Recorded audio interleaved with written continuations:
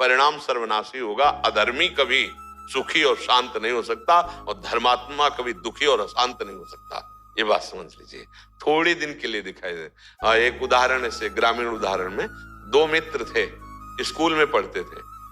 नमस्ते दर्शकों, पूज्य महाराज जी समझा रहे हैं कि किसी के वर्तमान को देखकर भविष्य का अनुमान नहीं लगाया जा सकता है। अगर आप सद आचरण कर रहे हैं और आपको फिर भी कष्ट अनुभव हो रहा है तो ये विश्वास रखिए कि आपका भविष्य निर्मल और उच्च कोटि का होगा। इसीलिए जो सुख भोग रहे हैं और पाप आचरण भी कर रहे हैं उनके साथ अपने जीवन की तुलना कभी मत करिए। एक के आचरण बिगड़े, बहुत बुरा बन गया, शराब पीना, व्यभिचार करना, जुआ खेलना। धनी घर का बालक था और वो एक गरीब घर का बालक था, तो गंगा स्नान करना, नाम जप करना, संतों की सेवा करना, सत्शास्त्रों का स्वाध्याय करना, ऐसा विचार। अब वो धीरे धीरे दोनों का भाव अलग होने के कारण मित्रता हट गई। कुछ वर्षों बाद जब वो जवान होकर गंगा स्नान करके आ रहा था तो उसके पैर में खजूर का कांटा लगा। अचानक उसने देखा मेरा मित्र सामने से आ रहा है, तो देखा बढ़िया कपड़ा पहने एकदम मस्ती से, और वो फटे पुराने कपड़े, गंगा नहा, तो उसको देखने में कांटा लग गया। खजूर का कांटा बहुत बड़ा होता है। अब मतलब अब वो बैठ गया, राम राम राम कृष्ण कृष्ण कृष्ण ऐसे बोलने। वो नजदीक आया, बूट पहने हुए एकदम फीते से।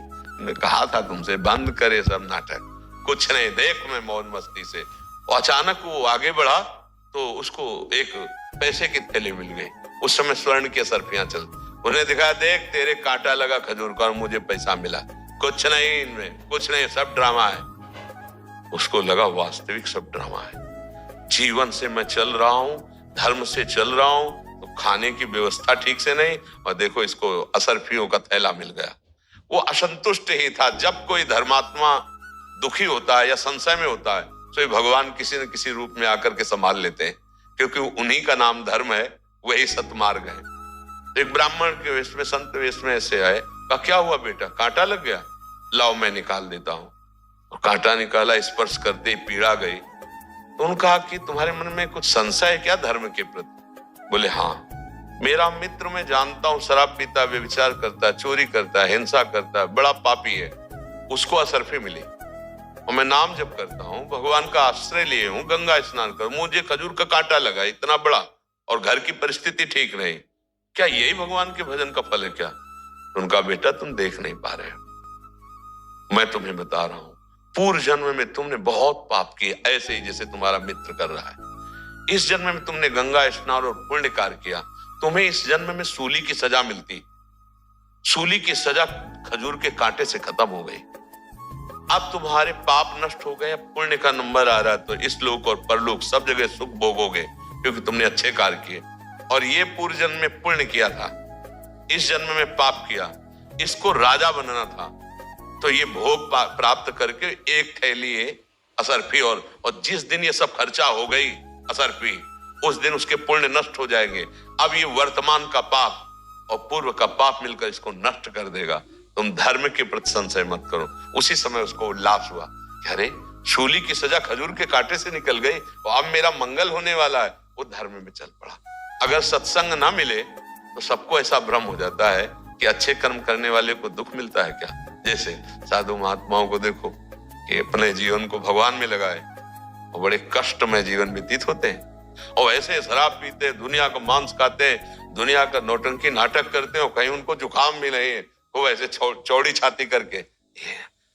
ये प्रगट का वर्तमान की खेती है। पूर्व की खेती में हमने कुछ बोया था, उसको इस समय काट रहे हैं। ये जो फसल है वो जो आएगी बहुत अच्छी आएगी। वो पूर्व में थोड़ा पुण्य किया था, उसको काट रहा है। ये जो फसल बोई है नई, इसकी जब राशि आएगी तो उसके पुरखा भी जो है ना नरक भोगेंगे। और ये समझ पाना थोड़ा कठिन होता है। पूर्व की फसल बोई हुई, अब हमारा अंतिम समय, अंतिम जन्म है। फटाफट फटाफट हिसाब किताब बराबर, रजिस्टर खाली, भगवत चरणारविंद में समर्पित। तो बड़े बड़े संतों को देखा जाता है, कैंसर हो गया, ये हो गया, वो हो गया, कष्ट भोग रहे। और पापियों को देखा है, चट्टपट चले गए, कोई मतलब ही नहीं, कोई कष्ट ही नहीं उनको हुआ। तो इससे कोई तात्पर्य नहीं है। उनका बहुत बड़ा चक्र चल रहा है, उसमें पिसना है उनको, और अब ये चक्र से मुक्त हो रहे हैं। अब हिसाब बराबर। तब भगवान का साक्षात्कार, भगवत प्राप्ति होती है। समझ पा रहे हैं आप? राधे राधे जपते रहिए और अपने जीवन को राधे कृष्ण की कृपा से भर दीजिए। राधे राधे।